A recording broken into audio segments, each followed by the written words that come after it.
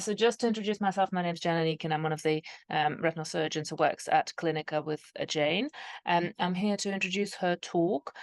First of all, Jane, although I'm sure we'll all know her, she's one of the leading specialists in the field. She's an exceptional surgeon who has also trained me back in the day when I started my ophthalmic training. Um, she specializes in eyelids and in lacrimal surgery, in dry eyes and watery eyes. And she's a superb specialist all round. She's currently the president of the International Society of Dacryology and Dry Eye. And so we're very privileged to hear from her today about her wealth of experience on patients with watery and dry eyes. So without further ado, I'm going to introduce her. Just a small housekeeping point. If anyone wants to ask a question at any point, please do use the Q&A button on the screen, the question and answer button. You can also use the chat, but it works out better if we all try and stick to the Q&A, because I can then direct the questions to live answers or type the answers as we go.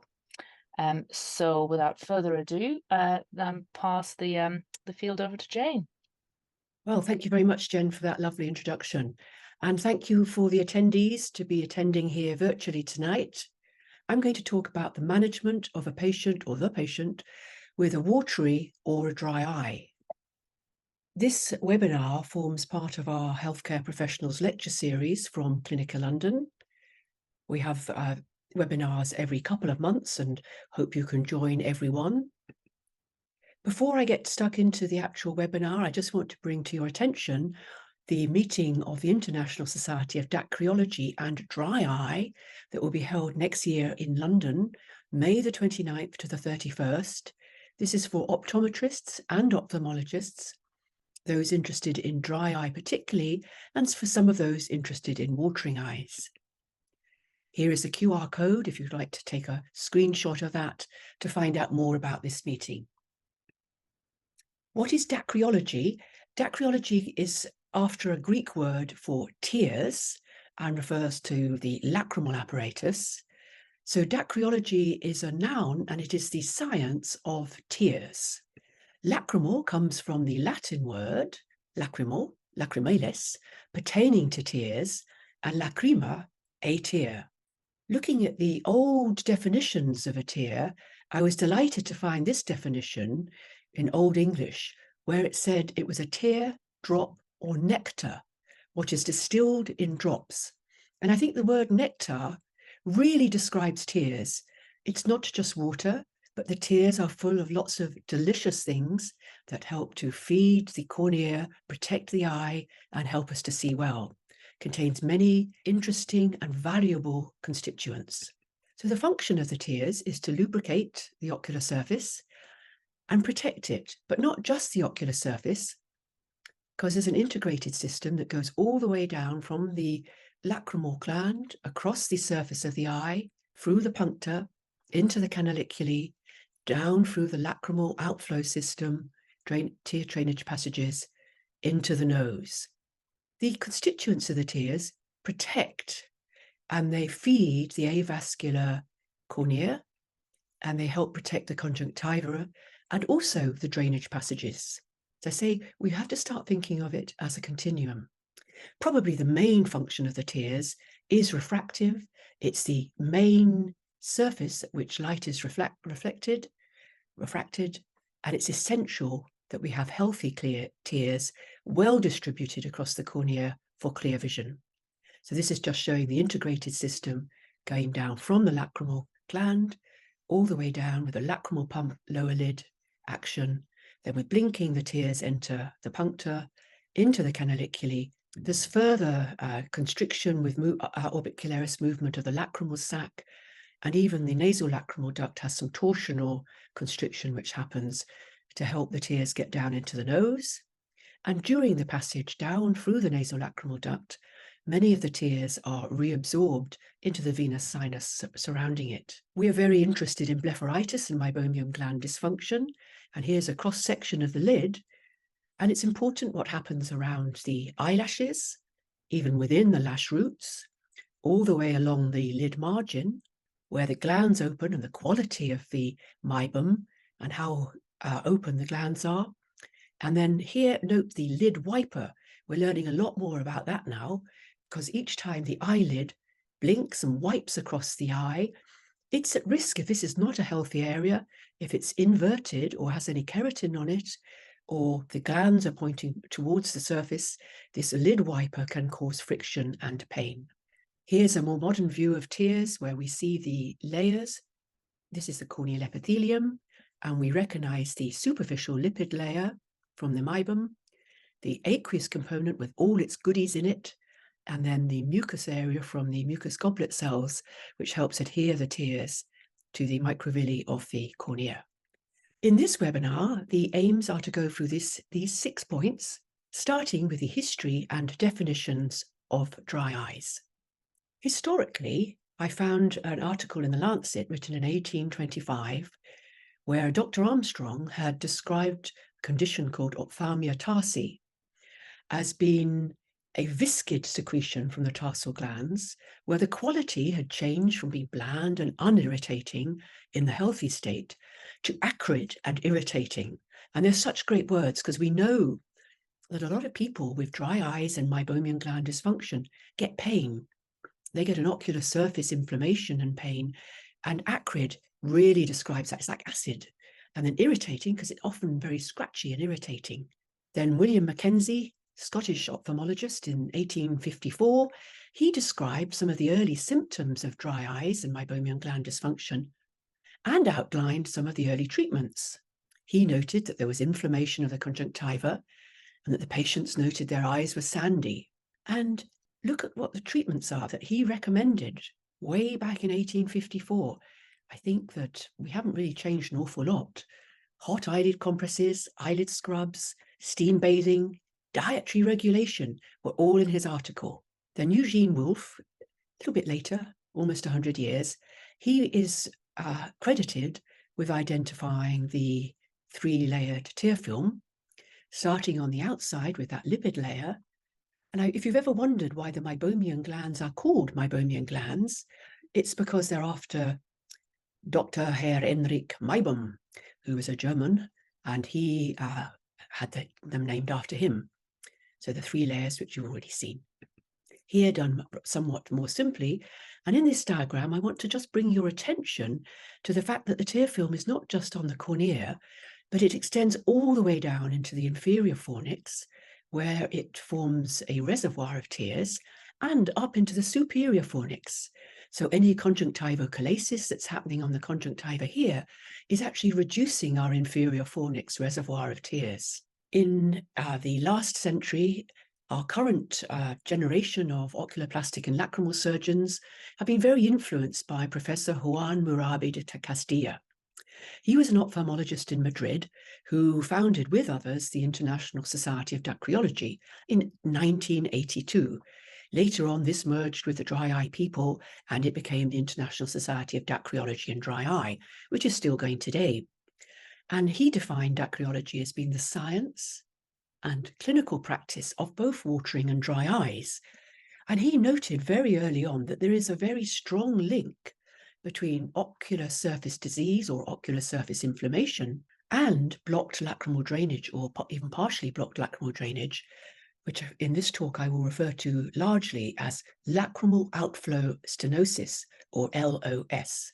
In the 21st century, the history of dry eyes came up with various workshops, and I think the one we all know the most is the International Dry Eye Workshop, or DEWS, which in 2017 helped by publishing a very good definition of dry eyes. The older terminology for dry eye disease is not bad. If you think about primary dry eye, that's probably the type of dry eye you and I are seeing every day, where people have relatively mild to moderate dry eyes, which is influenced by pollution, computer use, hormonal changes, stress, contact lenses. Then there's a secondary dry eye, which is very much more related to ocular surface or conditions such as pemphigoid, graft versus host disease, Stevens-Johnson syndrome, and others, and to severe systemic conditions. So dacryology in 2023 is all about both watery and dry eyes, and we are interested in the whole of the ocular surface health, cornea, conjunctiva, lid margins. We want to know about tear production. We're interested in the blink and the eyelid function because that helps to propel the tears down into the lacrimal sac and down the nasolacrimal duct.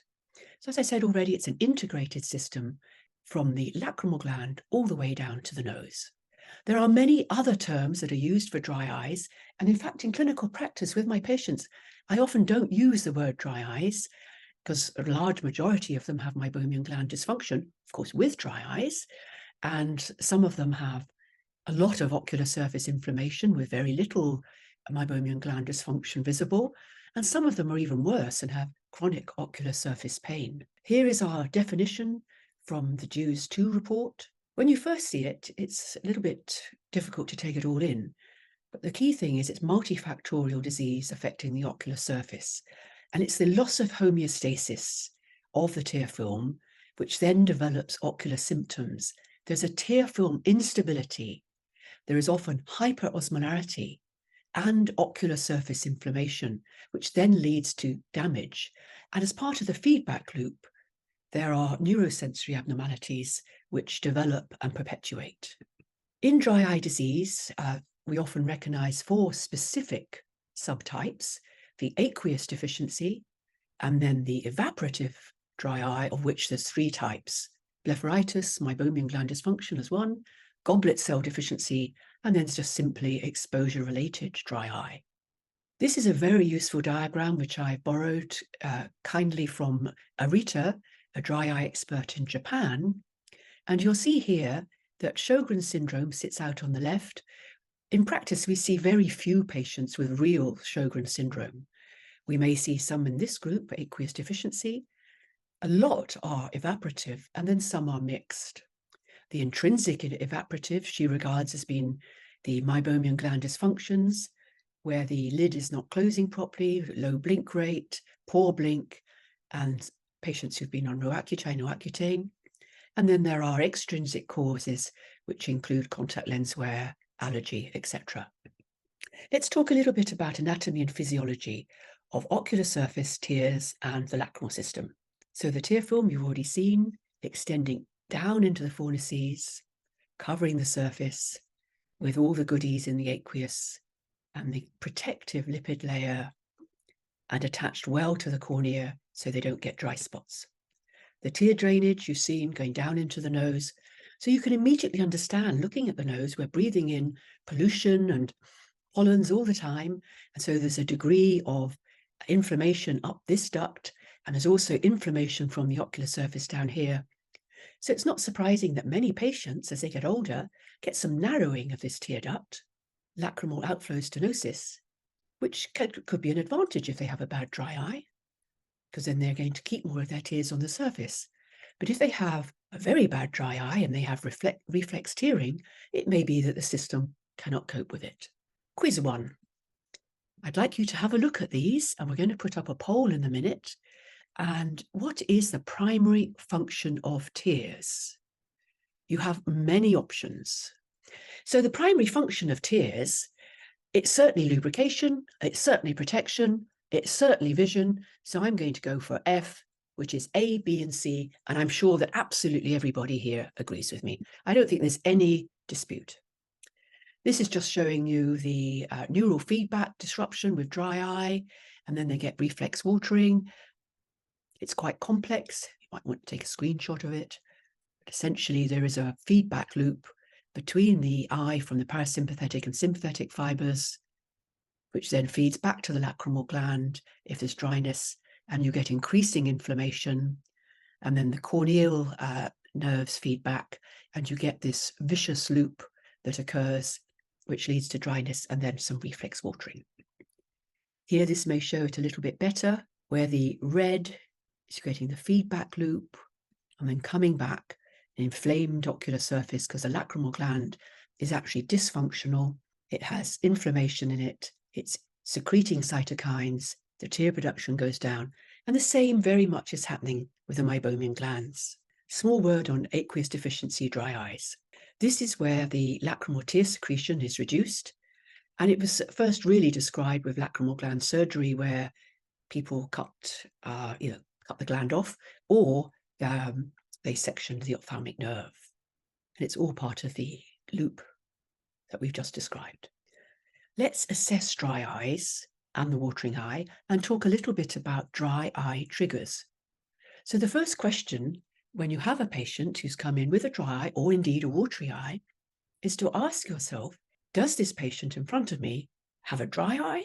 Or is it a watery eye from a dry eye? Or is it a watery eye because of lacrimal outflow stenosis? Or a mixture? And if so, what am I going to target and treat?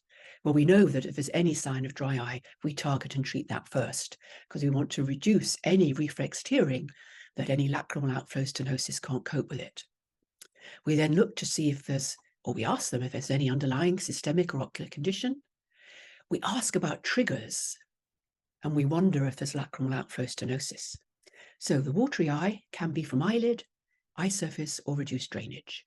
And we've already mentioned hypersecretion, reflex tearing. Epiphora, I used to think it referred just to a lacrimal outflow stenosis, but actually epiphora is a general word meaning watering. And some patients can have both hyperlacrimation and overwatering. Here are some common causes of hypersecretion. Corneal foreign body, dendritic ulcer, nice crusts and blepharitis there. And here this has got lots of follicles, so that is most likely a viral conjunctivitis, could be allergy. History, you're going to ask about drugs, particularly Roaccutane, or commonly known as Accutane, screen use, how much time they spend outdoors in normal light, how much time they spend in air conditioning, planes, offices, central heating at home, whether they sleep with the central heating on. Look at them and see if they're wearing makeup. Some of them take that off when they come to see you, so ask them if they wear it. What face creams they use and cleansers, because with the heat of the face, many of these cosmetics can melt and drift towards the eyelids and basically clog up the meibomian glands, as can lash extensions and false eyelashes. UV exposure, sleep quality, and other small things that may be relevant. There are triggers, and you want to know what's triggered them to come to see you, because we know that meibomian gland dysfunction and dry eyes is often there for years before it becomes symptomatic, and then it gets triggered. So the patients who may have floppy eyelid syndrome, you ask about snoring, allergy, whether they've got any atopy or other allergies. Stress, you'll be surprised how many people, when you ask about stresses, say, yes, I'm looking after an elderly parent, or I've just moved house and there was lots of dust. There's often some deadlines they're working at, which has just triggered them over the edge to be quite symptomatic with an active meibomianitis or meibomian gland dysfunction. Ask them if they've had eyelid surgery, particularly ptosis and blepharoplasty, and even cataract, as that seems to trigger worsening dry eyes, at least for a while. Contact lenses similarly, people who have recurrent erosion syndrome, and you all know refractive surgery. But don't neglect the patient who's diabetic and has other autoimmune systemic diseases, because they are also more prone to dry eyes, thyroid eye disease, for instance. So aggressors or triggers, I like the word aggressors. Most people use trigger, but aggressor, it's a bit like that word acrid. It implies that it's something that's going to make the eyes very, very uncomfortable and feel dry or watery. And I've listed some of the obvious ones there. I find the rosacea group are one of the most interesting groups, and they're also one of the most valuable groups to treat because they do respond well. So when the patient comes in, you're going to start examining them by looking at them across from the table while they're chatting, and you're going to look at the skin. What's the quality of the skin? Are they wearing makeup? Look at their forehead, their cheeks, their lids, the medial canthus. That's all before you take them to the slit lamp, where you're of course going to scan across the lids, the lash roots, the lid margins, the tear meniscus, openings of the glands, and then do your fluorescein dye tests, your tear breakup time, your fluorescein dye retention time, test, and then even press on the sac to see if there's any regurgitation of fluorescein tears that could imply a little bit of stenosis of the nasolacrimal duct, dilation of the duct, and regurg onto the surface. And then if you're really suspecting that this isn't a dry eye, or that there may be a significant lacrimal outflow stenosis, then I would do a syringing and even look in their nose. So just going to show you some obvious lid causes.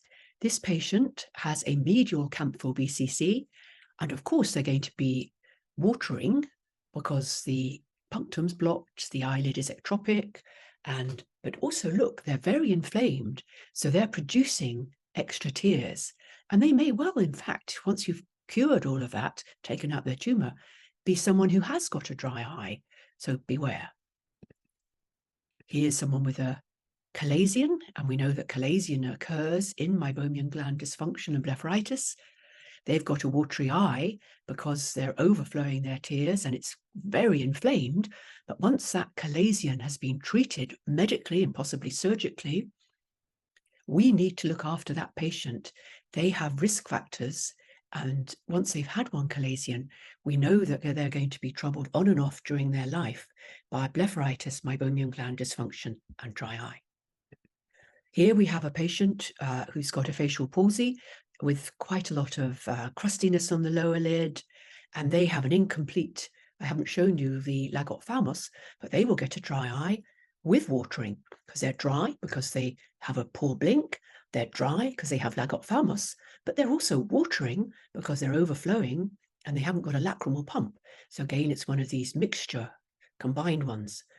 On the right, we have someone who's actually got a blocked duct and ectropion, so they are definitely on the more watery side, but many of the ectropions form because they've got meibomian gland dysfunction. And again, this one's actually got a little fistula right there. Here we've got an involutional ectropion, and I'm amazed how many of them have angry looking lids. Look at all that redness there, slight lash ptosis, there's probably some lid inversion, and there's obviously a lot of meibomian gland inflammation and tarsal inflammation there. So they essentially started off as blepharitis and meibomian gland dysfunction, gradually developed a watery eye, possibly from lacrimal outflow stenosis, and then possibly because of the wiping or whatever, they developed laxity of their tissues and they got ectropion. Here we have another ectropion on both sides, but just looking here, there's a swelling, and in fact this is a mucocele, so it's another mixture one, and this is a real mucocele where you press on the lacrimal sac and gunk comes back. I want to stress to you that this relationship between dry eyes and watering eyes, it's not just about dry eyes. Patients with trachoma often get referred with watering eyes. Then they have upper lid entropion with trichiasis. The lashes are abrading against the eye, but you can see looking at that lid margin where it's everted that there's redness, there's some inversion of the posterior margin of the upper lid, there's some kinking of the tarsus, so the upper lid is not moving smoothly over the eye. That inversion is causing friction on the ocular surface. They are getting reflex tearing, but essentially they are dry because they don't have good meibum. Their oily layer is going to be awful, and their conjunctiva is not functioning well because they've got a lot of scarring. And here's someone, another different case, who's got follicles, contact lens wearer. Floppy eyelid syndrome. I see a typo that says patient 5, it should be patient with a T. Comes in with sore, irritant eyes, says they're watering. You look at them, they're large, ask them about sleep habit, apnea, snoring, and then pull their lids and they've got a papillary conjunctivitis. And they have a poor lacrimal pump, poor eyelid function, so they're not pumping their tears across, they're producing extra tears, but also their meibomian glands are not getting compressed properly, so they have quite stagnant meibum, and we have to treat them paradoxically as if they are a dry eye and start them on all the treatments for that with lubricants, even Optilite IPL, Blefex, cleaning, the lot. Quiz 2. Watery eye causes. Which of the following is a common cause of watery eyes in adults? You are allowed one answer, A, B, C, and D. Also nice and easy. Wow, I'm making the question slightly more difficult, but not difficult enough yet, because it's pretty obvious. I gave you a few clues. Oh, Interesting. I'm very pleased. Cataracts do cause watering eyes, and the reason has been mentioned. It's not the prime one, but patients with cataracts are elderly. They often have cataract surgery. And I think I'm going to end the poll there before I give away too much. Yes, it was allergic conjunctivitis. And when they have cataract surgery, they can get worsening meibomian gland dysfunction and dry eye, possibly because they're not cleaning the eyes as much, but probably more it is something to do with the inflammation caused by the surgery. And despite their post-op drops, they get a general ocular surface inflammation for a few weeks. The thing about dry eyes is it's a big mismatch of signs and symptoms. Many patients can be itchy, burny, feel friction, red, scratchy, irritated, describe pain, ache, lack of moisture. They often just say, I'm aware of my eyes. Many of them say, oh, I've been told I got dry eyes. So I actually try and extract from them, well, to you, what are your dry eyes? And then they will be more specific. Some of them will be watery. Some of them will say, well, I get this grey, mucousy, sticky stuff. And many of them say, my vision is blurred. Today I had a chap in and he's said, I've come because my vision's blurred. It's just like last year when I had my blepharitis. And, we did all the tests and he was down to about 6'12", 6'8", normally 6'6", and looked under his lid and he was brewing a lovely chalazion under there that was trying to disgorge its contents through the tarsal plate. And so we're treating him medically for basically he was right. His blepharitis and early chalazion is causing his blurred vision. Then ocular surface disease, ocular surface inflammation can be obviously present and sometimes less obviously present. So you need to look at the conjunctiva and cornea, exclude allergy, particularly look at the shape of the upper lid margin. You get this posterior inversion syndrome or eroding of the posterior lid margin, where there's a little bit of scarring, pulling it inwards. There'll be a subtle lash ptosis, and the meibomian glands are opening more towards the eye. And then you'll see some staining with fluorescein as well on the posterior lid margin. You do your tear film breakup time, and you look for the staining on the posterior lid margin, the marks line. I like that very much because it's telling you about lid wiper and friction. Where you have friction, you have pain.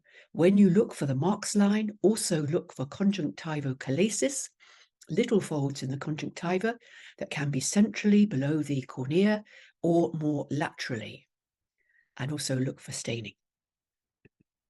Here's plugging of the meibomian gland orifices, lots of vascularity as you would get, for instance, in a rosacea. Here's irregularity of the lid margin, and here there's some staining. Again, thank you to Arita. Here's some non-invasive meibography. This side is normal, and here you've got a lot of dropout. You don't have to use meibography to look after patients with dry eyes, but it can be helpful. Here we have the dreaded demodex. We all have demodex all over us, but it can get a little bit out of control in patients, particularly with rosacea and who get chalasia. They can live in the lash roots and also in the eyebrow follicles. These mites are common and we can't get rid of all of them, but we can try and reduce them. Here is the posterior lid margin staining. It's not, you don't need a blue light. You can see it. You can see it's extending there. This is patients getting lid wiper syndrome. Here it is with lissamine green. Here is some conjunctivochalasis. Lip cough is just when you get this laterally. Quiz 3. Clinical signs of dry eyes. Which clinical sign is often associated with dry eye syndrome? Exactly. I'm seeing the results coming through.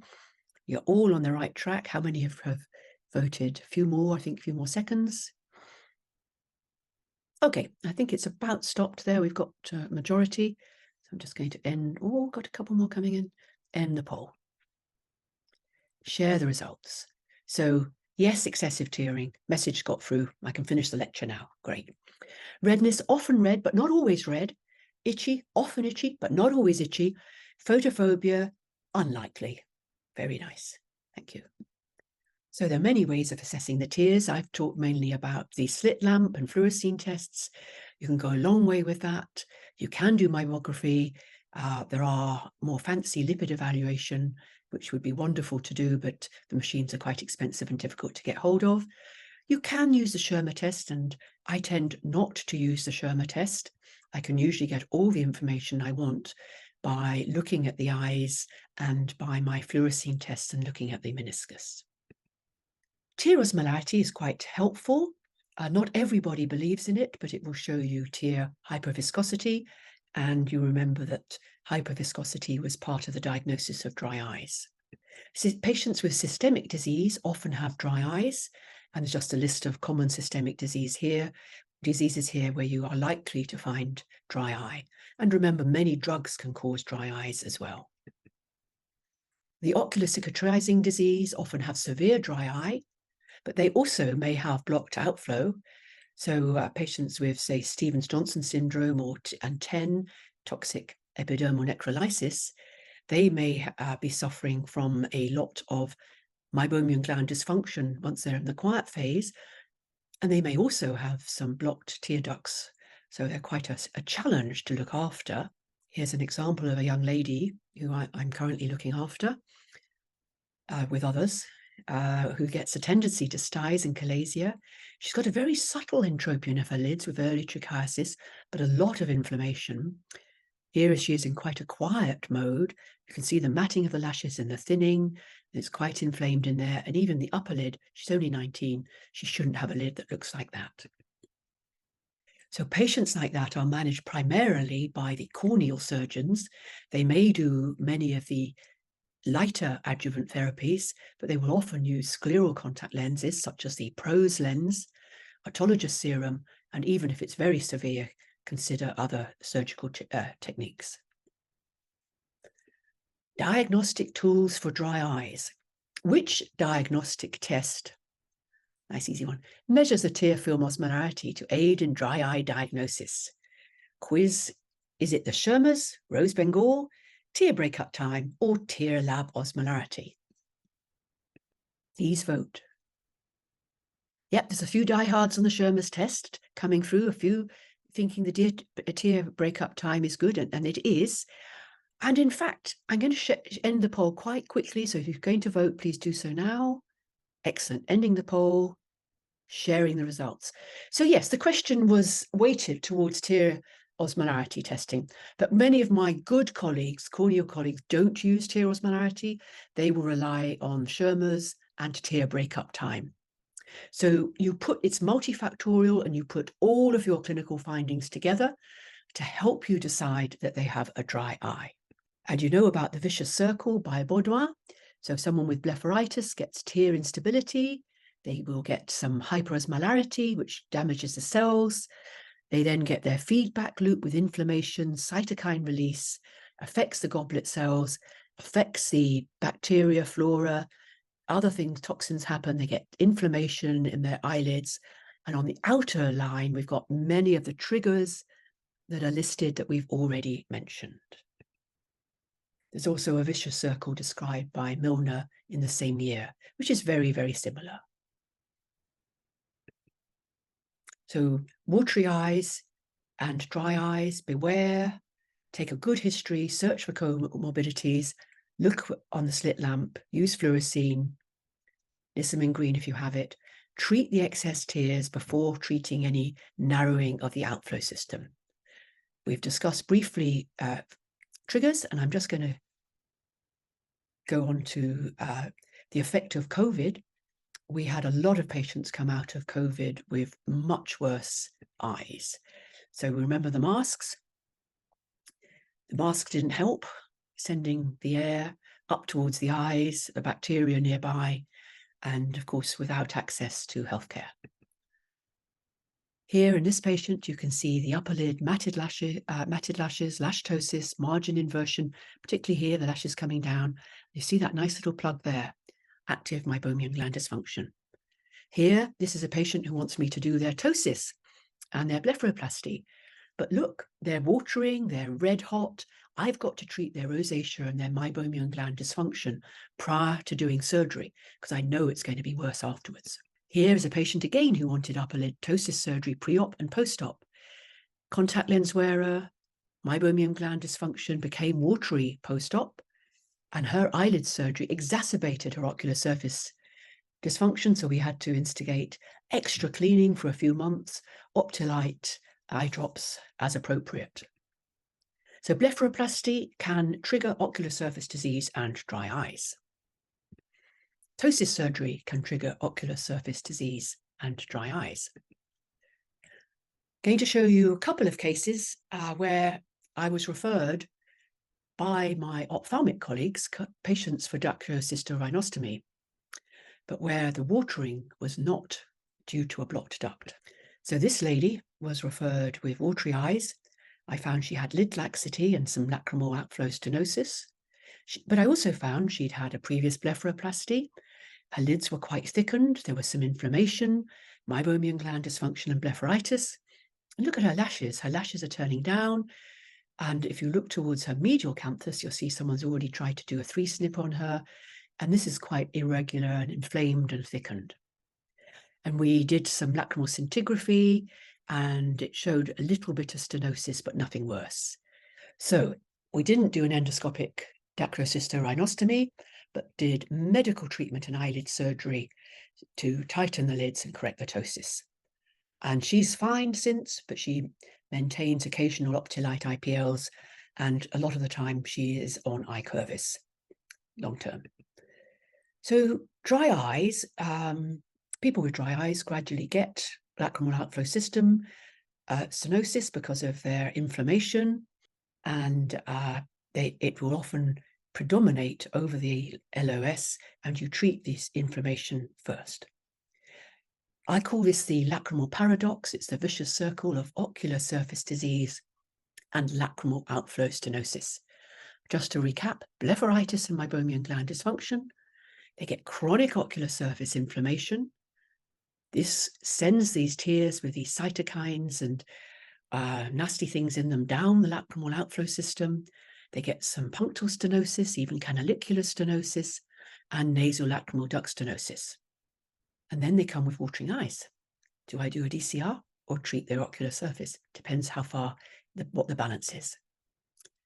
This is a patient who came back to me after 12 years where I had done a DCR and upper lid, bilateral endoscopic DCRs and upper lid blepharoplasty.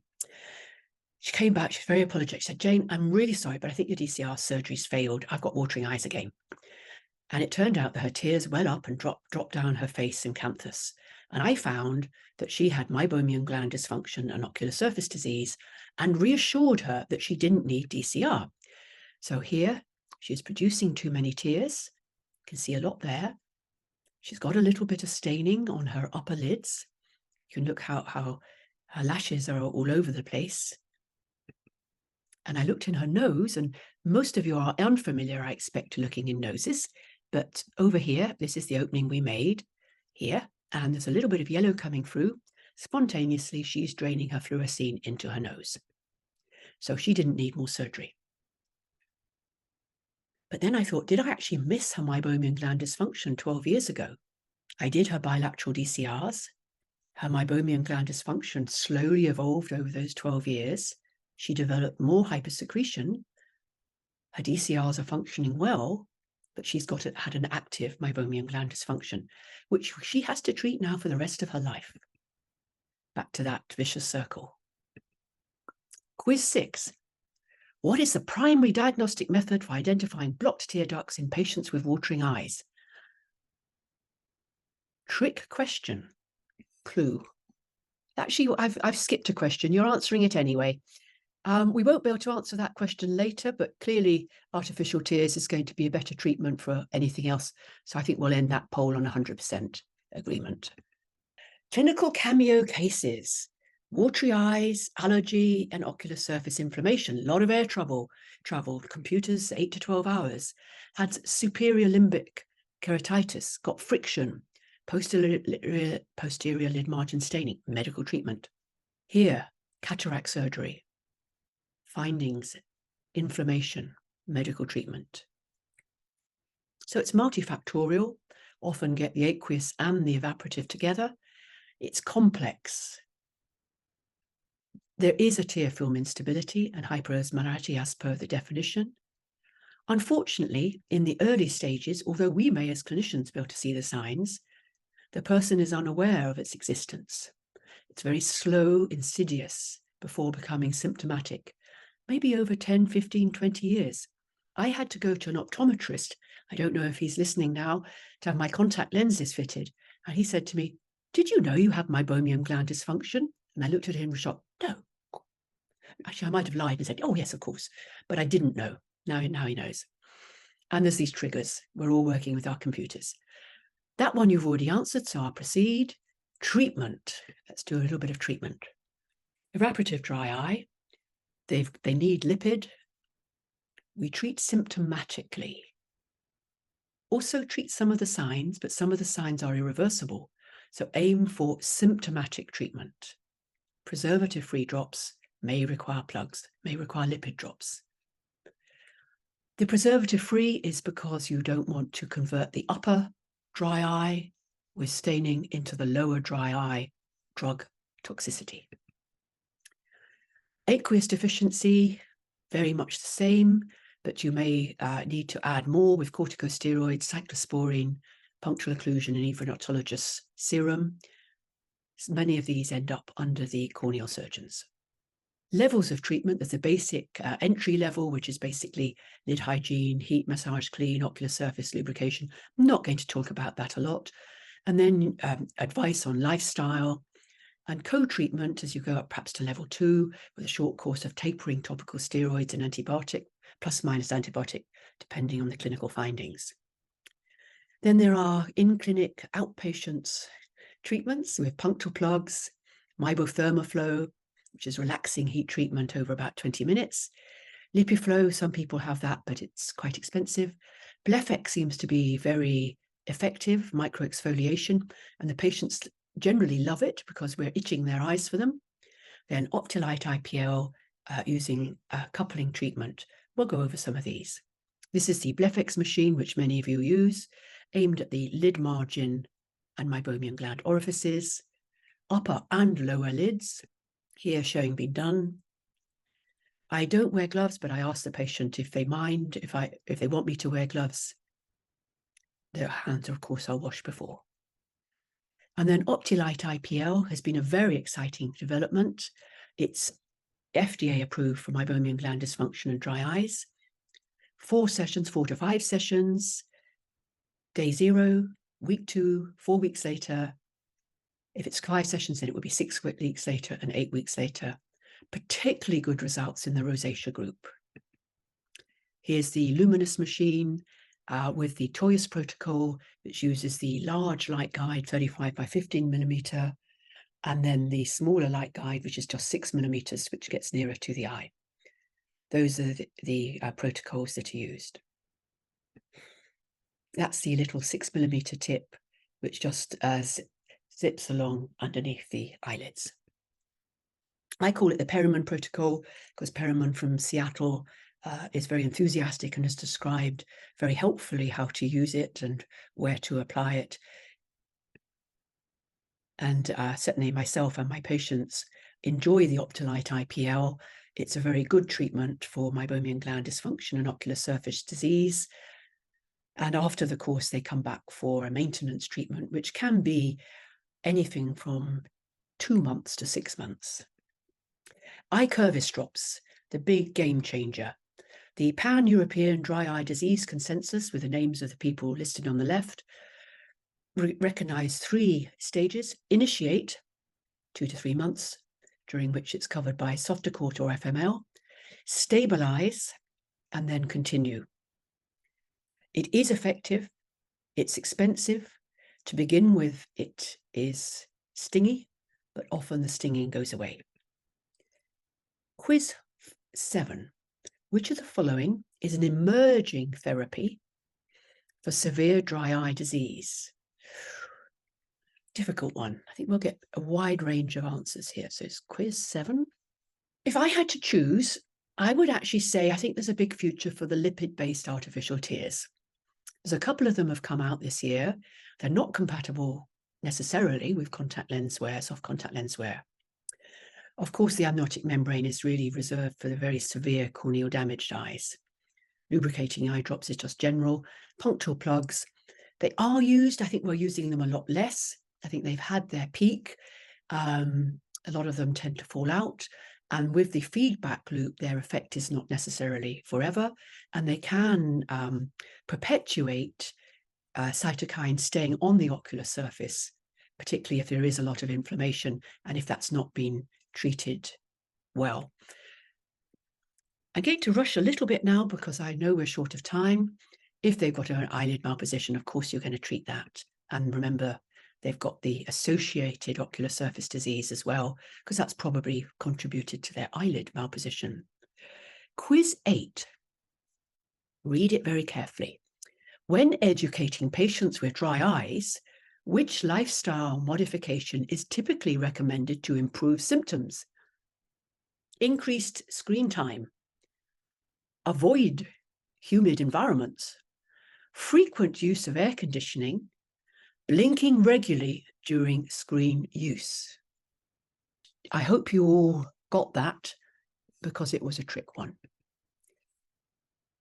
You don't want increased screen time, you want humid environment, you don't want air conditioning, and yes, you want to blink and you want to be able to get up from your screen and walk around.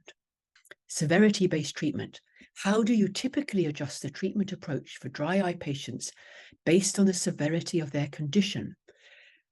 Do you increase the artificial tears? Yeah, why not? Go up to 8 times a day, add gels. Do you prescribe topical corticosteroids? Yes, for a short time only, because of the risks of high pressure and cataracts. Do you put in punctal plugs? Yes, you may well. And if they've had plugs a few times, you may even cauterize. Do you recommend warm compresses only? No, they can be helpful, but not only. Quiz 10, challenging cases. In complex cases of a watery or dry eye, what do you find most challenging when determining the correct diagnosis? A, identifying underlying systemic conditions. B, balancing multiple treatment modalities. C, patient compliance with treatment. D, none of the above. I find identifying underlying systemic condition is probably the most challenging because we need to think what's causing their dry eyes and let them know that, and then with the physicians treat that. Yes, balancing multiple treatment modalities can be difficult because you're working up your levels of treatment, and at some point you may run out of treatment modalities, and at that point you need to include someone who's better than yourself. So I treat a lot of dry eyes and watering eyes, but sometimes I get to the end of what I can do to help that patient. They may have even chronic ocular surface pain, and I refer them to Sajad Ahmad, who is the corneal surgeon at Clinical London. He's primarily a surgeon, but he's highly skilled in looking after the ocular surface stem cells, chemical burns, and severe dry eyes, and all the cicatrizing conjunctival diseases. So I refer on. So if a patient is not responding to treatment, refer to whoever it is within your practice or outside your practice who you think can give a further advice. Very briefly, and I think I will promise to go fast, a true watering eye. We are seeing a change in the disease spectrum. We're not seeing so much dacryocystitis. We're seeing a lot more patients with just mild outflow obstruction. We've talked about that already. There is Pando and Sando, watery eye, which is primary acquired nasolacrimal duct obstruction or secondary. It can be obstructed at any level. And to diagnose an obstruction, essentially you go beyond the slit lamp into syringing, nasal endoscopy, possibly radiology, but certainly all eye doctors who are doing lacrimal surgery, we're becoming much more aware to look at the ocular surface. These are the two types, primary and secondary. This shows where the duct is blocked, so the sac above it dilates. This lady has got a positive fluorescein dye retention test on the left, but it's also got some ocular surface disease. Lid margins red. This is the syringing, just showing what's used, going in vertically to dilate and then going in with the blunt-ended cannula and saline, irrigating a little bit within the canaliculus, then seeing if there's a block going through to the sac, and then irrigating in the sac. Have to be very gentle. I don't do a lot of irrigation unless it's indicated, because you can damage the fine canalicular mucosa. I check the nose because sometimes nasal disease can block the lower end. And there's two types of surgery for a properly blocked properly blocked outflow system, which is external and endoscopic. Endoscopic is now over 20 years old and is well established, and the patients like it because there's no incision on the skin. This was the original endoscopic described in, one of them described in 1914. We work just within the front of the nose here, so we don't go really into ESAT territory. Just make a hole here, which you're doing here with a drill, and make a nice big opening so the tears can drain through freely. I do it with the FES system. It's comfortable on the back. It's comfortable with increasing presbyopia, and it's a very successful surgery. Here we've got the opening and some fluorescein coming through, and afterwards they have various nasal douches and drops for a few weeks, and the results are equal with external, around about 95.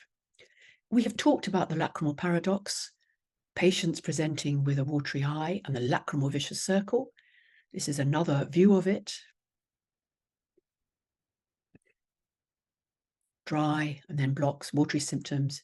I make the mistake, someone makes the mistakes and does a DCR. They carry on with the inflammation and then they get more watering. So recognize early ocular surface disease. Really listen to the patient's symptoms. Don't just accept that they've told you they've got a dry eye. Examine the whole face, periorbital, careful slit lamp examination. Work out the balance between the eyelid and any outflow obstruction. So you're looking at skin type, all those things. Recognize the elements and treat. And advise on having a relaxed life in fresh air, natural light, good diet, no stress.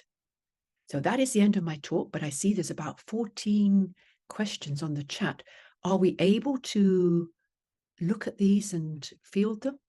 Jen, do you want to? Hi, Jen. So I've been keeping an eye on the chat. There's no, the chat was being used to answer the polls, so there haven't been any active questions on there. There is a question that's come up that's from Dennis Allen. Thank you for a great talk. Are there any issues with long-term use of more viscous carbon-based eye drops for the lacrimal outflow system or contact lens wear? I think the carbomer eye drops are very, very good. They are a good fallback. Many patients are fine with them. They are a little bit sticky. They do mat the lashes, and they may well mat within the lacrimal outflow system.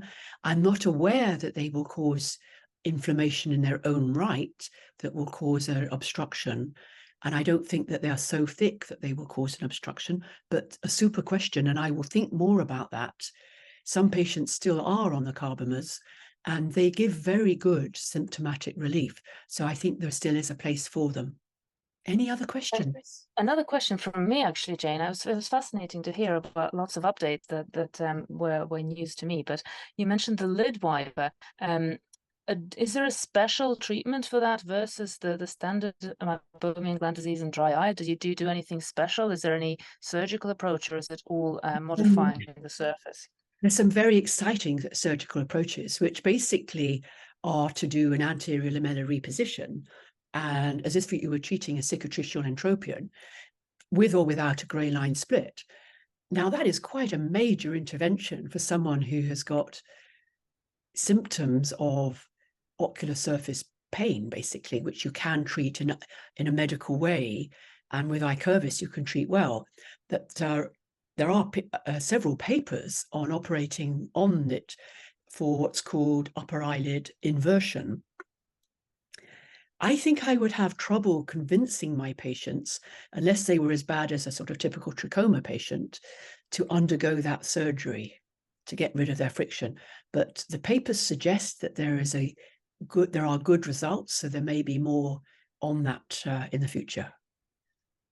Thank you, Jane. So we've got a few more coming in. So first of all, a practical question, probably and more for the admin side. Do the participants need to supply their GOC numbers for the CPD points? Of course. So housekeeping point. Tomorrow, Karen, who I think is here in the background but muted, she is our super organizer. She will be sending out a survey monkey. You have to fill that in order to get to your CPD points. It has been passed by the GOC for one interactive session. Once you've all submitted your responses, we will then upload, I think they upload your numbers and you should see appear. Usually we have about 100 people registered or attending. And out of that, 2 or 3 come back and say, oh, I can't find it, but it's there. So wait for your survey monkey and please fill it out or you will not get your point. Perfect. Okay, so just a few more for you, Jane. So how do you treat a patient if they have meibomian gland disease and allergic eye disease? Is it hot compress or cold compress? Okay, lovely. You treat both. And I tend not to use compresses. I'm sounding like a heretic here. I don't use a lot of compresses. The reason is I see a lot of chalasia, and many of them have been using too many hot compresses, and they've made it more inflamed and brought the chalasia forwards. For that group, I would say use a lukewarm compress, and if it gives you comfort, continue using it. But medically with drops, I would be treating both the allergy with, say, opatanol and the meibomian gland dysfunction. And the compresses would feature quite low on my list of advice. Excellent. And then we have another one. Are there any lipid-based eye drops on the market? And excellent lecture, by the way. Oh, thank you. There are a couple. And the most recent one has been launched by Thea, which I think is called Thea Lipid. So THEA, as you know, and then lipid. Lovely. And then one more. Again, thank you for a great webinar. Do you think laser eye surgery has significantly increased dry eye? Could you do, I think, which, oh, goodness me, yes, laser eye surgery, definitely. Very definitely. Yeah. I think that we've probably got a 25-year history of a laser eye surgery. And I think at the beginning, there was a great enthusiasm to both by the surgeons and the patients to have laser eye surgery, recognizing there was a brief period of dry eye afterwards for 1 to 3 weeks, but not recognizing that they were at that stage that they were cutting the corneal nerves and that this feedback loop was getting upset and that those patients were going to later on get dry eye. Yeah. They get it several years later because other features have changed. They're producing fewer tears and they're getting a little bit more local inflammation and it just tips over. Lovely. Thank you, Jane. And I think one more because we are getting on reasonably late now, but one more coming in. Are there any options for chalazion treatment in the optometric practice? Oh, definitely. I think we need to take our focus away from the chalazion and back to its underlying cause. When I was an SHO we would be given a list of 10, 12 chalasia to operate on. We would go in and operate on them, incision and curettage, and we'd never see them again. First of all, I don't think they all need incision and curettage. I think you need them to do extra lid cleaning, even 3 times a day, lots of lubricant drops. I'm not entirely sure of the position with prescribing, but if the optometrist is a prescriber, then they can diligently use a small amount of something like a preservative-free steroid with or without a little bit of topical antibiotic for between 2 and 4 weeks. If it's up to 4 weeks, it needs to be reducing dose during the latter weeks. You can also do Optilite IPL, which will greatly help reduce the inflammation. And many of the chalasia don't necessarily have to have surgery. So don't get excited as optometrists that you're going to be doing incision and curatages. It's not that we don't want you to, it's just not where the focus should be. The focus is the underlying condition. I'm very fortunate in private practice that when we do a chalasia, if they are insured, we are able to get them back for a follow-up. And at that follow-up, I will talk to them about the underlying cause, the blepharitis, the meibomian gland dysfunction, explain that they had a genetic predisposition to get it, that they're likely to get more chalasia. And if they're privately paying, I just see them and we try and get everything done on the same day as the incision, if we're doing an incision. But it's counseling them on the underlying condition that is so important, so that they realize they've got it for life and they've got to treat it. I hope that helps. Thank you very much, Jane. It's been a wonderful seminar, wonderful talk, lots of debate arising, so everyone has been very interested. Thank you very much for giving the talk today. And everyone's had their instructions for getting their and questions about getting the recording. So I believe that will be released later as well. There is a YouTube channel that contains the recordings of our seminars. Lovely. Thank you. Thank you, everyone. And thank you, audience. I just wish I could see you all and actually speak to you face to face, and have a lovely evening.